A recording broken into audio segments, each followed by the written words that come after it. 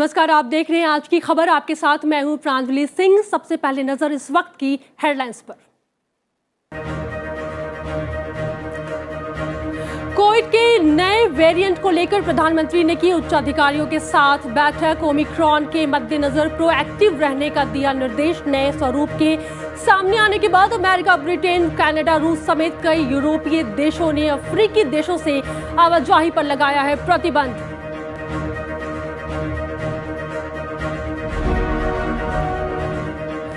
संसद का शीतकालीन सत्र सोमवार से। कृषि कानून निरस्त करने का विधेयक सत्र के पहले दिन लोकसभा में होगा पेश। राज्यसभा में बांध सुरक्षा विधेयक विचार और पारित कराने पर होगा जोर। सरकार ने कल बुलाई है सर्वदलीय बैठक।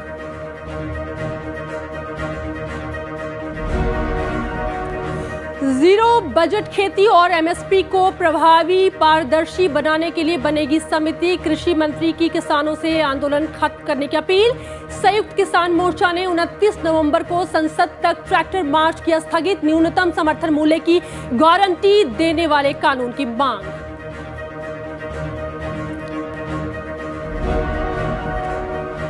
न्यायपालिका, विधायिका और कार्यपालिका के परस्पर सहयोग से न्याय को मिलती है मजबूती।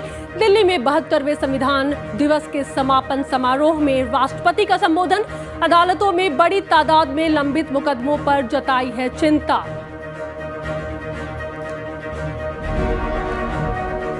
तमिलनाडु और केरला में अगले कुछ दिनों तक मूसलाधार बारिश का अनुमान। तमिलनाडु के 15 जिलों में रेड अलर्ट जारी। 29 नवंबर को दक्षिण अंडमान सागर के ऊपर कम दबाव का क्षेत्र बनने की संभावना। लोगों से सावधानी बरतने की सलाह।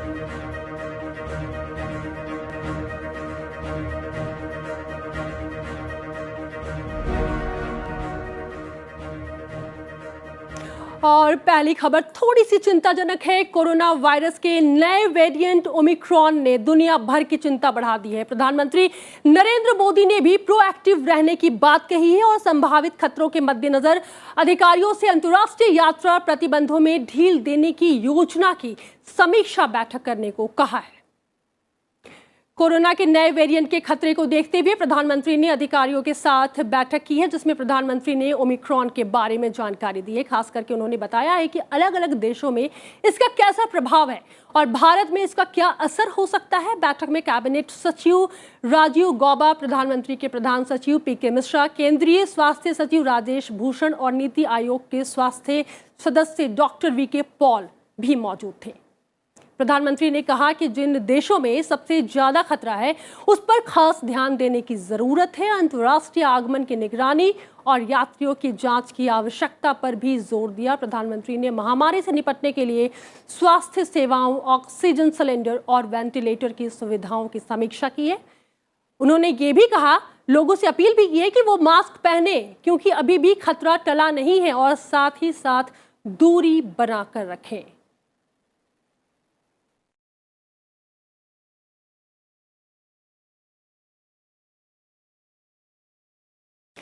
कोरोना वायरस की ओमिक्रॉन वेरिएंट को लेकर देश भर में अलर्ट है। कई राज्य भी अपने यहां आने वाले यात्रियों और उड़ानों पर नजर बनाकर रखे हुए हैं।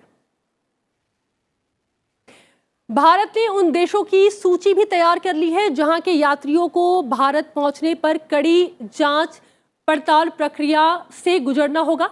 इन देशों में इजराइल, हांगकांग, दक्षिण Africa, Brazil, Bangladesh, Botswana, Singapore और ब्रिटेन समेत कई देश शामिल हैं। केंद्र ने सभी राज्यों और केंद्र शासित प्रदेशों को इस नए वेरिएंट से सतर्क रहने को कहा है। विदेश से आने वाले यात्रियों की गहन स्क्रीनिंग और जांच हो, इसका भी पूरा ध्यान रखा जा रहा है।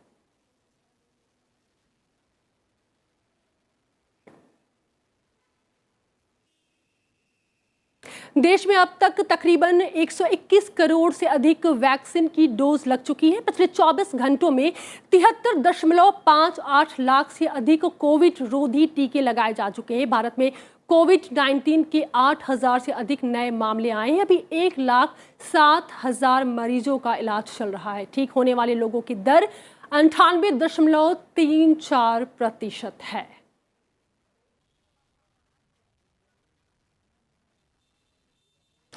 कोविड-19 महामारी फैलने के तकरीबन 2 साल के बाद दुनिया एक बार फिर से वायरस के नए वेरिएंट ओमिक्रॉन से जूझती नजर आ रही है।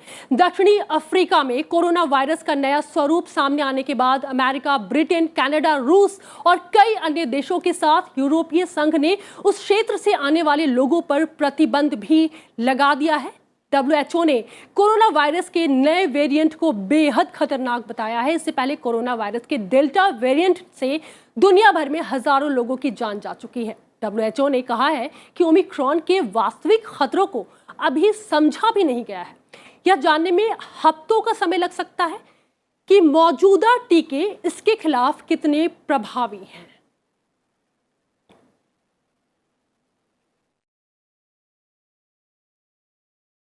अमेरिका सोमवार से दक्षिण अफ्रीका समेत 7 अन्य देशों में आने वाले लोगों पर प्रतिबंध लगा रहा है। देश लौट रहे अमेरिकी नागरिकों और स्थानीय निवासियों के अलावा इन देशों से न कोई आएगा और न ही कोई जाएगा।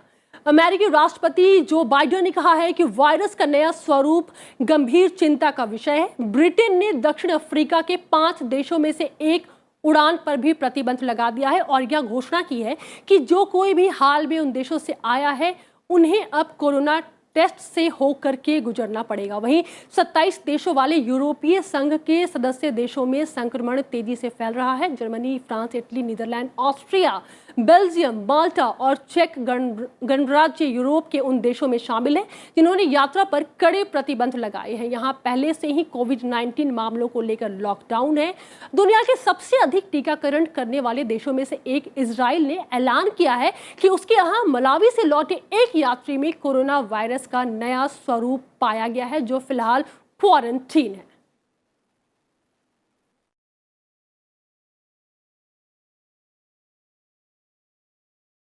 मतलब ये तो साफ है कि अब ज्यादा सतर्क रहने की जरूरत है। बढ़ते हैं आगे, बात संसद के शीतकालीन सत्र की, जो कि सोमवार से शुरू होने जा रहा है, यानी कि 29 नवंबर से शुरू होने जा रहा है। सरकार सत्र के पहले दिन 3 कृषि कानूनों को वापस लेने की तैयारी कर चुकी है। लोकसभा की सोमवार को कार्यसूची में कृषि कानूनों को निरस्त करने का विधेयक शामिल है। कृषि मंत्री नरेंद्र सिंह तोमर सदन में इसे पेश और पारित करने का प्रस्ताव करेंगे। वहीं राज्यसभा में बांध सुरक्षा विधेयक विचार और पारित कराने पर सरकार का जोर होगा। वहीं आगामी सदन की कार्यवाही सुचारू तरीके से चलाने के लिए सरकार ने सत्र से पहले कल यानी कि रविवार को सर्वदलीय बैठक भी बुलाई है, जिसमें प्रधानमंत्री नरेंद्र मोदी के अलावा कई केंद्रीय मंत्री भाग लेंगे। राज्यसभा के सभापति एम वेंकैया नायडू ने कल शाम संसद के उच्च सदन में राजनीतिक दलों के सदन के नेताओं की बैठक भी बुलाई है। इस बीच बीजेपी और कांग्रेस ने व्हिप जारी करके पार्टी सांसदों को सदन में मौजूद रहने की बात भी कही है। शीतकालीन सत्र के दौरान सरकार के एजेंडे में क्रिप्टो करेंसी समेत 26 विधेयक और कई विधायी कार्य भी शामिल हैं। संसद का शीतकालीन सत्र 29 नवंबर से शुरू होकर 23 दिसंबर तक चलेगा।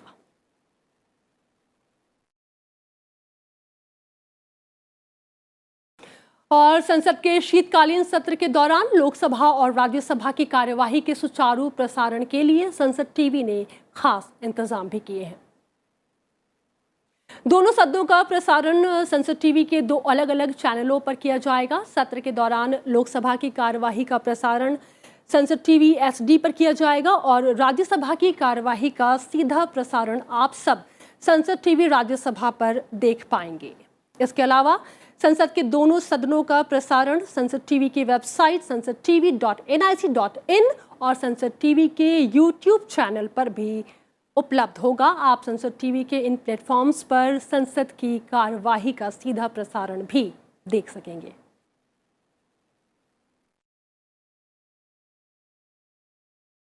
इधर संयुक्त किसान मोर्चा ने संसद तक 29 नवंबर को होने वाले ट्रैक्टर मार्च को फिलहाल स्थगित कर दिया है और अगले महीने बैठक कर आगे की कार्रवाई को तय करने की बात कही है। किसान संगठनों ने सरकार से MSP गारंटी कानून समेत कई मांगों को पूरा करने की मांग की है। बैठक के बाद किसान नेताओं ने कहा है कि वो किसानों को उनकी फसलों के लिए न्यूनतम समर्थन मूल्य की गारंटी देने वाले कानून पर संसद में आश्वासन चाहता है। उनकी मांग है कि सरकार को उनके साथ सम्मानजनक तरीके से बातचीत अब शुरू करनी चाहिए। किसान नेता दर्शनपाल सिंह ने कहा है कि सरकार के जवाब का इंतजार है। संयुक्त किसान मोर्चा 4 दिसंबर को अगली बैठक करने वाला है। किसान संगठन पहले ही कह चुके हैं कि उनका विरोध तब तक जारी रहने वाला है जब तक कि एमएसपी की कानून गारंटी सहित अन्य मांगे पूरी नहीं हो जाती है।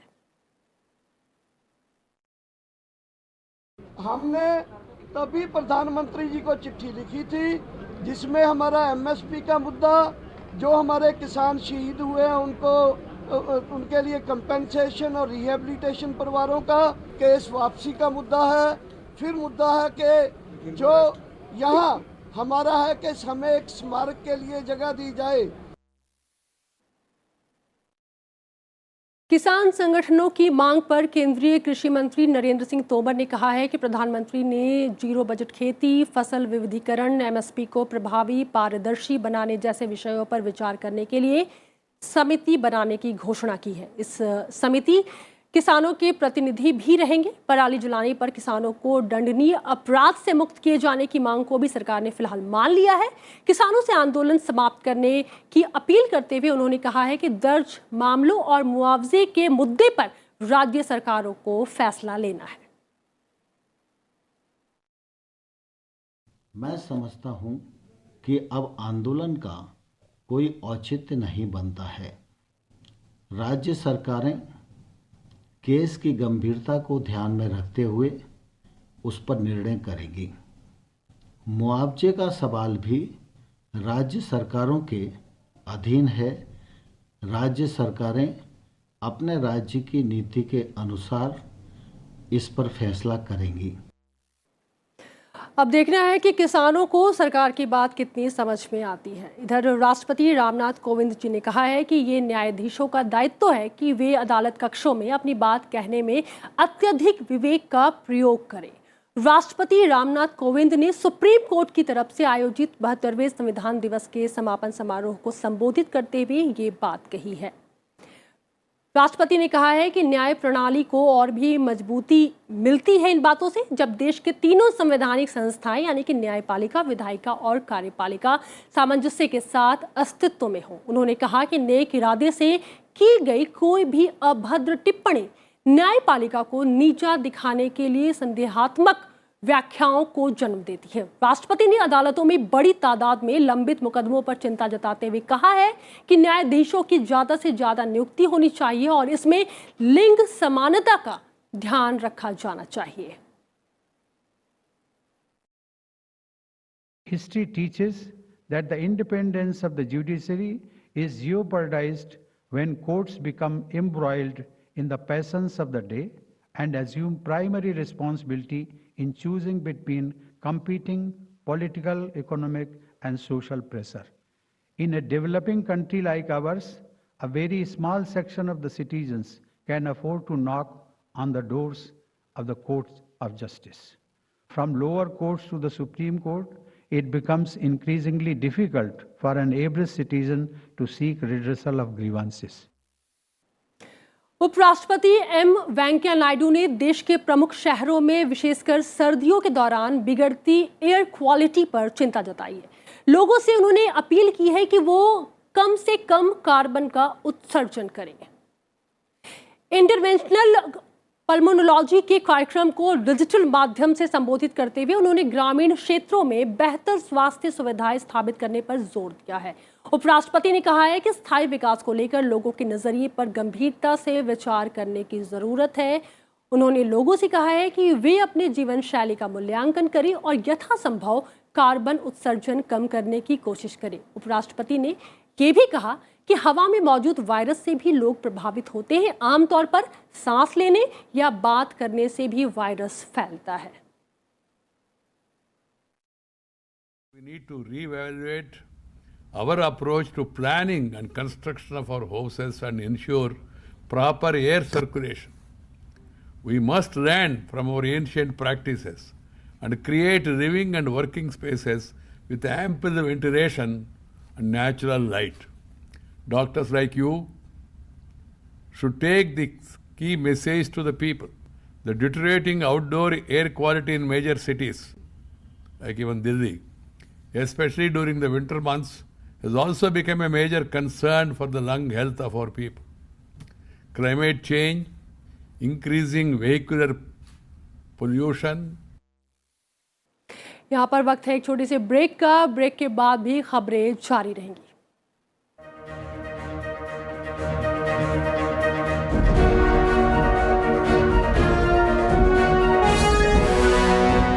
एक समय था जब आसाम को चाय यानी कि टी के लिए जाना जाता था, लेकिन अब आसाम को आईटी यानी कि इंफॉर्मेशन टेक्नोलॉजी के लिए भी जाने लगा। इंडिया में अगर स्टार्टअप को हम बढ़ावा देंगे तो उनके लिए कंपटीशन होगा और जो एम्प्लॉयबिलिटी होगा इंडिया में ही होगा। हम लोग का जो यूथ है वो स्टार्टअप्स नए आइडियाज़ को लेकर बहुत इंटरेस्टेड है, तो आई थिंक आईटी उनमें बहुत हेल्प कर रहा है। अभी जैसे गवर्नमेंट ने एक आसाम में जो टी प्रोड्यूसिंग एरिया है जोरहाट बोल के, वहाँ पे एक ई ऑक्शन सेंटर का शुरुआत किया, जो टी प्रोड्यूसिंग एरिया से टी को सीधा हम लोग आईटी के मीन से पूरे वर्ल्ड के साथ बेच पा रहे थे। There are many people who are having ideas, okay, but they are failing to implement it. The reason is they don't know how to approach it.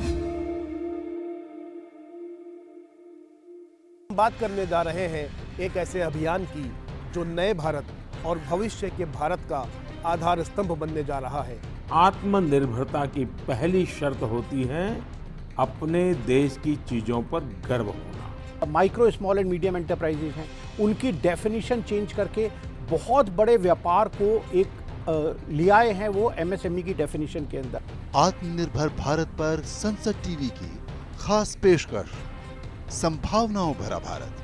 देखिए शनिवार शाम 6:30 बजे और रविवार शाम 5 बजे।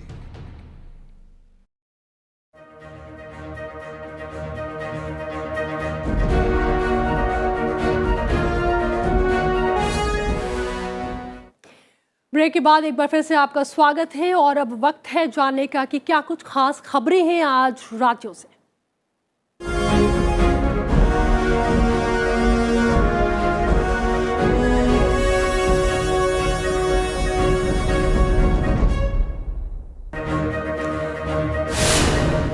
उत्तर प्रदेश के मुख्यमंत्री योगी आदित्यनाथ ने गोंडा के बलरामपुर चीनी मिल में एथेनॉल प्लांट का उद्घाटन किया। उन्होंने कहा कि चीनी मिल की क्षमता के उत्पादन को बढ़ाने के साथ ही यहां 15 मेगावाट की बिजली के उत्पादन का नया संयंत्र भी लग रहा है।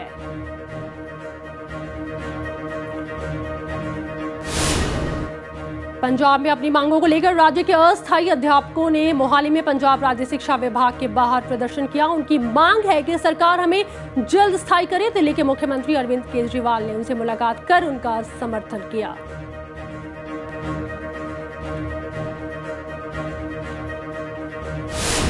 महाराष्ट्र के पुणे से रामपथ यात्रा ट्रेन को हरी झंडी दिखाकर रवाना किया गया। इससे तीर्थ पर्यटन को बढ़ावा देने में मदद मिलेगी। यह ट्रेन पुणे से शुरू होकर सारे धार्मिक स्थलों पर होते हुए अगले 8 दिन में वापस पुणे आ जाएगी।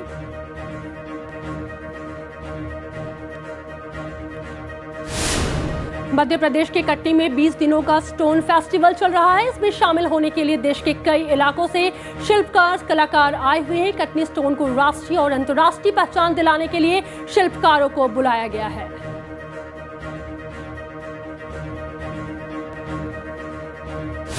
राजधानी दिल्ली में प्रदूषण का स्तर बहुत खराब। वायु गुणवत्ता और मौसम पूर्वानुमान और अनुसंधान प्रणाली के मुताबिक राजधानी दिल्ली में हवा की गुणवत्ता का स्तर 386 है।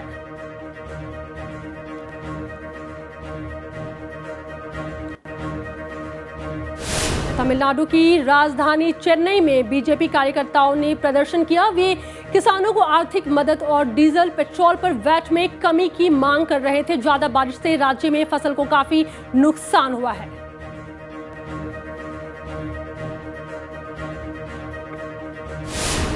जम्मू कश्मीर के उपराज्यपाल मनोज सिन्हा ने जम्मू में जिम्नास्टिक एकेडमी का उद्घाटन किया और प्रतियोगिता का शुभारंभ किया। उन्होंने जिम्नास्टिक प्रतियोगिता के विजेताओं को सम्मानित किया। कहा कि केंद्र शासित प्रदेश में खेल सुविधाओं का तेजी से विकास किया जा रहा है।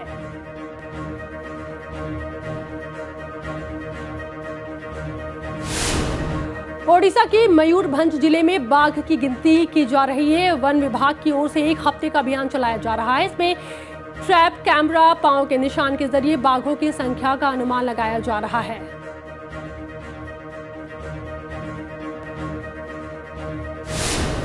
दिल्ली सरकार ने 30 नवंबर तक आवश्यक वस्तुओं को ले जाने वाले ट्रकों को छोड़कर राजधानी में ट्रकों के प्रवेश पर प्रतिबंध लगाने का आदेश जारी किया है। सीएनजी वाले और गैर जरूरी सामान लाने वाले इलेक्ट्रिक ट्रकों को भी दिल्ली में प्रवेश की अनुमति दी गई है।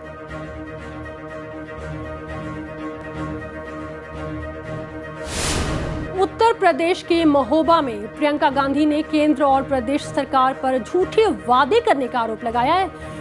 यह प्रतिज्ञा रैली में उन्होंने कहा कि किसानों के लिए सरकार ने कुछ नहीं किया है। प्रियंका गांधी ने आरोप लगाया है कि महंगाई चरम पर है, युवा बेरोजगार हैं, प्रदेश में महिलाओं के साथ अत्याचार हो रहा है।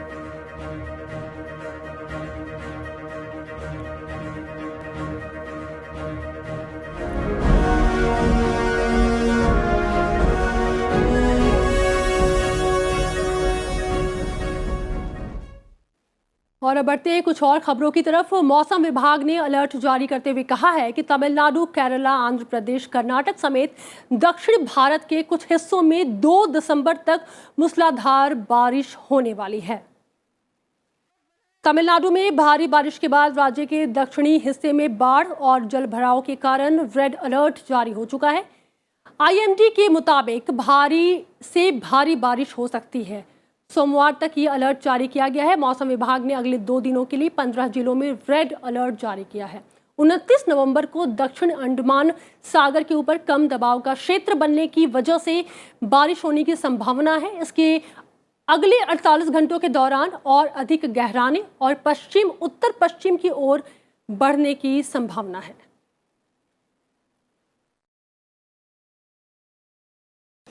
रेजिडेंट डॉक्टरों ने नीट पीजी काउंसलिंग 2021 में देरी को लेकर देश भर में विरोध जताया है। डॉक्टरों की हड़ताल के चलते मरीजों को काफी दिक्कत का भी सामना करना पड़ा है। Federation of resident doctors association ने नीट पीजी काउंसलिंग में हो रही देरी के विरोध में इस हड़ताल को किया था। सरकार ने सुप्रीम कोर्ट में नीट परीक्षा में ईडब्ल्यूएस श्रेणी के लिए 8 लाख रुपए की वार्षिक आय सीमा पर फिर से विचार करने के लिए 4 हफ्ते का समय मांगा था, जिसके बाद नीट पीजी की काउंसलिंग होगी। अदालत की सुनवाई 6 जनवरी 2022 को निर्धारित की गई है।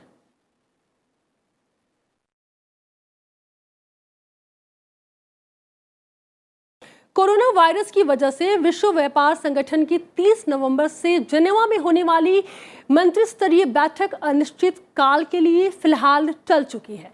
दक्षिण अफ्रीका में कोरोना वायरस के नए वेरिएंट के संक्रमण को लेकर बैठक को अनिश्चित काल के लिए टालने का फैसला किया गया है। WTO की ओर से जारी बयान में 12वीं मंत्री स्तरीय बैठक की नई तारीखों के बारे में कोई जानकारी फिलहाल नहीं है। यह दूसरा मौका है जबकि महामारी की वजह से 12वीं मंत्री स्तरीय बैठक को टाला गया है। इससे पहले यह बैठक जून 2020 में नूर सुल्तान कजाकिस्तान में होनी थी। WTO जेनेवा स्थित 164 सदस्यीय बहुपक्षीय संगठन है। भारत 1995 से इसका सदस्य है।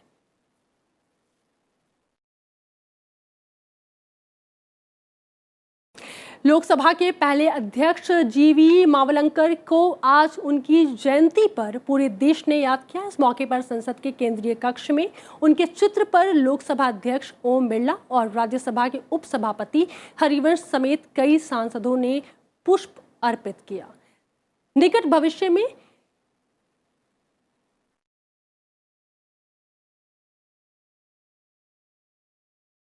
तो ये तस्वीरें आपने देखी केंद्रीय कक्ष में, जहां पुष्प अर्पित करके पूरे देश ने उन्हें याद किया।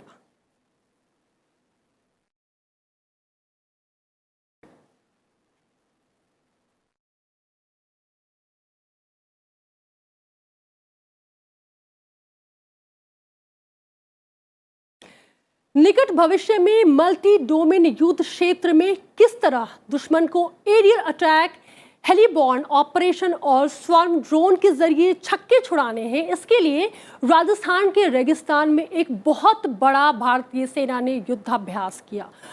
और फिलहाल हम यहाँ पर खबरों को विराम देते हैं और आपको हम छोड़ के जाते हैं युद्धाभ्यास की उन्हीं झलकियों के साथ। आप देखिए और अंदाजा लगाइए भारतीय सेना की ताकत कितनी है। मुझे दीजिए इजाजत, देखते रहिए संसद टीवी। नमस्कार।